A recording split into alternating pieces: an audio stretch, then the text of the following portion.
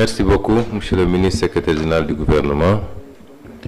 Nous voici donc au terme de cette première édition, ça a été rappelé plusieurs fois, du Conseil interministériel consacré exclusivement aux examens et aux concours. Je félicite Monsieur le ministre de l'Éducation nationale pour la qualité de l'organisation et des documents qui ont été présentés. Et je voudrais dire que le choix d'organiser un conseil interministériel sur cette problématique traduit l'importance et l'intérêt, j'allais dire stratégique, que mon gouvernement, mais également son Excellence M. Bassirou Diomaye Faye, président de la République, porte au secteur de l'éducation. Pour nous, il y a des priorités, et ces priorités, c'est que les Sénégalais doivent manger bien et pas cher, les Sénégalais doivent se soigner, mais les Sénégalais doivent surtout s'éduquer. C'est des choses dont quand on a tendance un peu à négliger ou à oublier, tant on est dans le mirage du développement, se traduisant beaucoup plus par des réalisations infrastructurelles au détriment de ce qui nous semble être essentiel, c'est-à-dire le capital humain. Aujourd'hui, nous voulons mettre l'accent sur ce capital humain. Éduquer, au-delà de tout, c'est créer des emplois pour préparer à l'emploi également. C'est pourquoi ce n'est qu'un petit exercice au milieu d'un grand tableau qui nous attend sur la problématique de l'éducation. Nous connaissons bien les défis et ils sont colossaux. Quand on parle de l'éducation, l'éducation, c'est l'infrastructure, c'est le social, c'est les ressources humaines. Il nous faut travailler à être assez performants sur chacune de ces rubriques.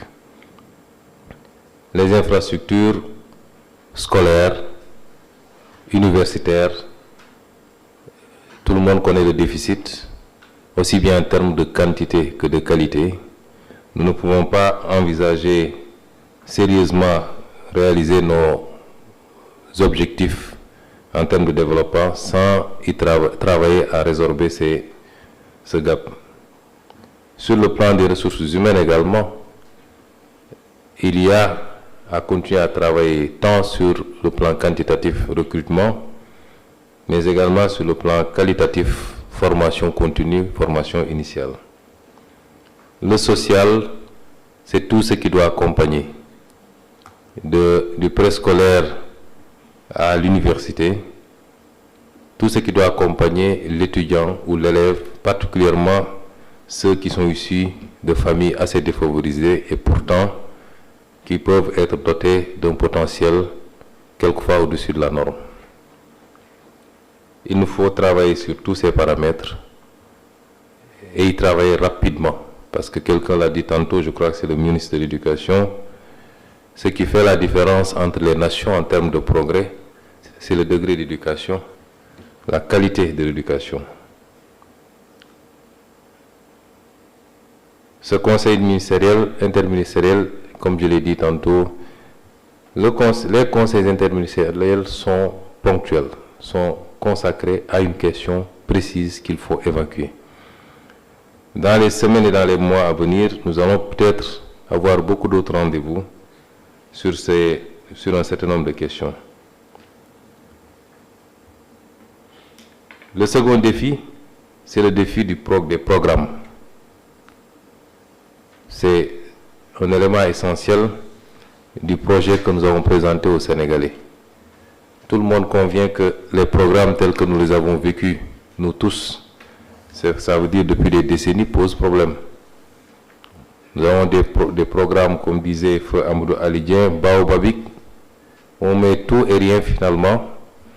Quelquefois, je me demande à quoi aura servi tout ce que j'ai pu apprendre du primaire à l'université, toutes sortes de matières, toutes sortes de disciplines et de sciences. Il faut aller vers le pragmatisme au sein de l'éducation. mais je vais mettre en exergue 2 ou 3 éléments. C'est l'introduction de nos langues nationales. C'est une préoccupation très chère à son Excellence, Monsieur le Président de la République, et qui se trouve dans notre programme depuis le début de notre action politique. Nous considérons qu'une partie de notre retard s'explique par le fait que nous voulons, à bas âge, imposer à nos enfants de s'alphabétiser dans des langues qu'ils ne possèdent pas, que même leur papa et leur maman souvent ne possèdent pas ou ne possèdent qu'imparfaitement. Et ça n'existe qu'en Afrique. Les Coréens sont alphabétisés en coréen, les Turcs en turc, les Chinois en chinois, les Allemands en allemand. Il n'y a que l'Afrique qui emprunte des langues à bas âge pour essayer de l'imposer. Et on perd énormément de temps. Des études ont démontré qu'on perd entre 8 et 13 ans pour que l'enfant essaie de posséder une autre langue, alors qu'au moment où il va à la maternelle, il parlait déjà sa langue maternelle. Il est plus facile de lui afficher un cheval au tableau, il va vous dire li face là, ou je ne sais pas comment on le dit en France, en sérère, mais il est plus facile que de vouloir d'abord lui imposer de s'alphabétiser en français et 5 ans, 7 ans, 10 ans plus tard pouvoir dire ça c'est un cheval. C'est un élément important. L'autre élément important, évidemment, c'est je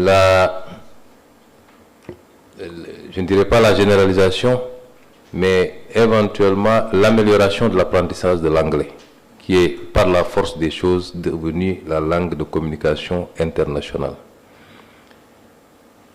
Il nous faut aller vers une revisitation de notre système éducatif.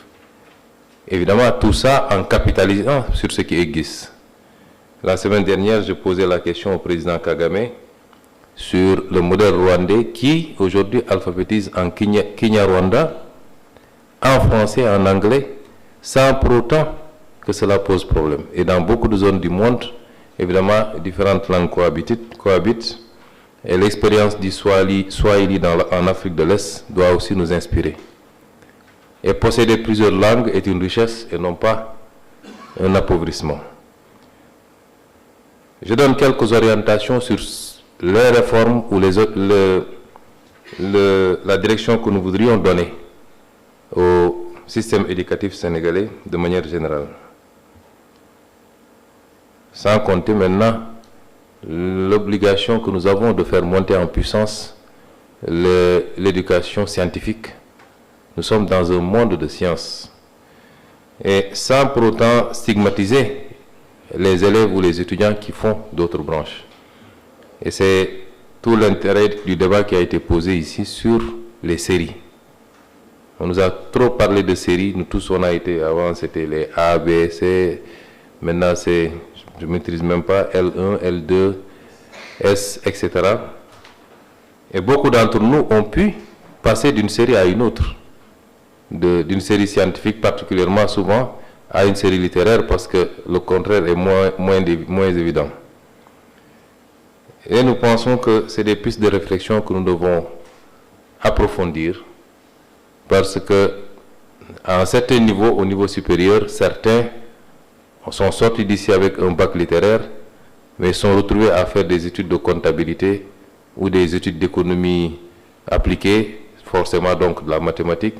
Et ils ont pu s'en sortir très facilement.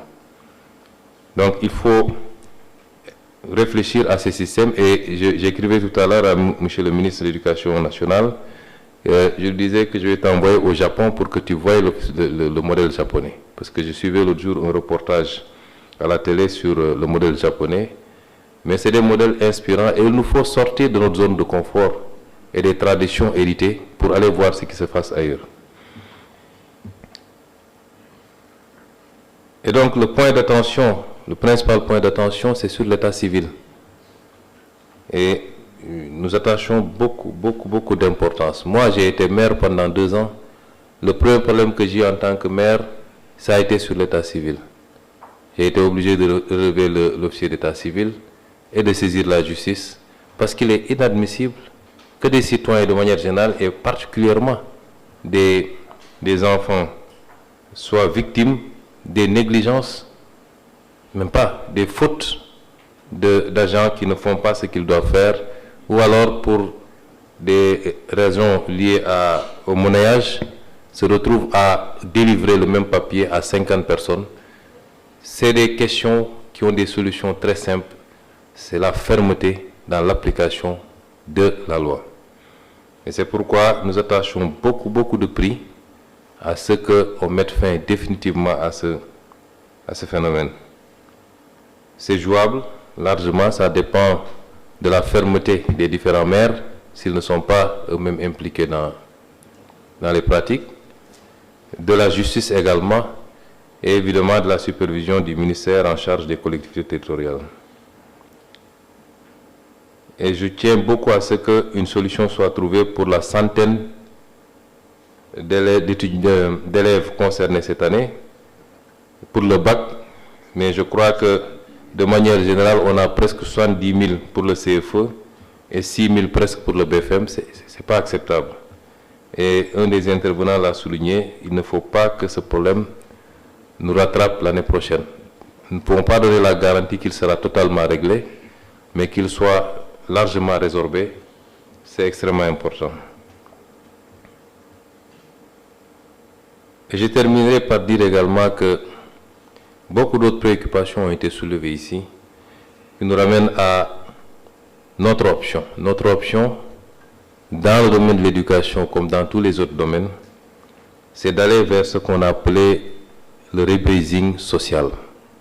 Souvent, on parle de rebasing budgétaire, qui consiste à revoir ou à réaménager les bases sur lesquelles un budget est assis, est construit et établi. On en a fait souvent dans ce pays, je crois, Monsieur le ministre des Finances. Mais ce qui m'importe le plus aujourd'hui, moi, même si en perspective, il est agité l'idée de faire un rebasing budgétaire, c'est de procéder à un rebasing social. On ne peut pas aller vers les ruptures structurelles souhaitées si on reconduit systématiquement les mêmes modèles. Ce qui est sûr, c'est que le système de rémunération dans la fonction publique, je ne spécifie pas pour les enseignants, ce système a été déstructuré depuis les années 2000, avec une gestion démagogique consistant à une approche sectorielle d'ajouter ou d'augmenter à tel et d'attendre que les autres crient au scandale pour négocier et prendre des engagements. On ne gère pas comme ça une masse budgétaire, une masse salariale. Il y a des équilibres liés à des hiérarchies, liés à des grades, liés à des fonctions qu'il faut respecter. Une fois que vous les désagrégez, vous créez une situation qu'on est en train de vivre aujourd'hui et qui nous rattrape. Et il faut qu'on ait le courage. Des études ont été commanditées dans le passé, personne n'a voulu en tirer les conséquences qu'il faut. Il faut qu'on ait le courage aujourd'hui de revenir à une discussion sincère et sérieuse sur la question pour assainir et stabiliser définitivement cette problématique. Sinon, nous nous venons d'arriver, on nous parle d'accords qui ont été signés, sur quelle base? Parce que des augmentations ont été données avec des buts souvent inavoués, j'allais dire même politiciens. Les autres revendiquent également. Quelqu'un a soulevé la question de la grève au niveau des collectivités locales. Comment pouvez-vous inscrire dans un texte qu'à chaque augmentation accordée aux agents de la fonction publique doit immédiatement profiter aux agents des collectivités locales, alors que l'État ne transfère pas à ces mairies les moyens qui doivent aller avec? Quelle est la mairie au Sénégal qui peut suivre le rythme? Il n'y en a pas. Donc, ces questions, on ne peut plus les adresser ou les examiner de manière sectorielle. Personnellement, je n'ai pas un problème de masse salariale des enseignants de côté, des inspecteurs des impôts d'un autre, des médecins de l'autre. Nous avons un problème à examiner dans sa globalité. Et c'est ça qui appelle le rebasing social dont on parle et sur lequel nous avons commencé à travailler. Le moment venu, nous convoquerons tous les acteurs pour pour en discuter. Ceci pour dire que un changement structurel d'une société nécessite un pacte social fort. On ne change pas un pays en un jour, on ne le change pas en 5 ans même dans sa globalité, mais il faut, à côté de la volonté politique affichée par les dirigeants, corroborer par les actes qu'ils posent et leur comportement. Il ne s'agit pas de professer quelque chose pour faire le contraire. C'est ça le problème de notre élite politique. Vous ne pouvez pas demander aux gens des sacrifices alors que vous n'en faites pas. Vous ne pouvez pas leur demander d'être intègres alors que vous ne l'êtes pas. Mais si ces actes corroborent et que cette volonté politique est affirmée, ce qui doit être attendu, si nous sommes tous des patriotes qui aimons ce pays, c'est que chacun des acteurs accepte de faire les efforts qu'il faut, de faire les compromis qu'il faut. On n'appelle personne à une compromission et nous-mêmes, État, nous ne nous compromettrons pas, mais que chacun fasse les compromis qu'il faut et que nous fassions le travail structurel qu'il faut pour les prochaines générations. Parce que nous ne le ferons pas pour nous-mêmes. Je crains que ce soit trop tard.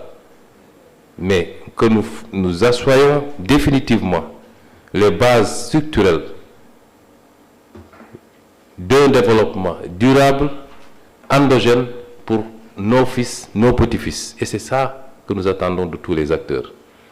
Ça suppose un modèle totalement différent. J'ai été syndicaliste comme beaucoup d'entre vous ici. J'ai négocié pour les centrales syndicales en faisant face à mon propre ministère, le ministère de l'économie et des finances. Et je connais le syndicalisme, je connais les préoccupations. Mais il nous faut avoir une vision d'ensemble et traiter les questions de manière holistique pour avoir la stabilité que nous voulons et construire un pays pour nos enfants. C'est sur ce que je déclare clos ce séminaire intergouvernemental sur les examens et concours. Je vous remercie.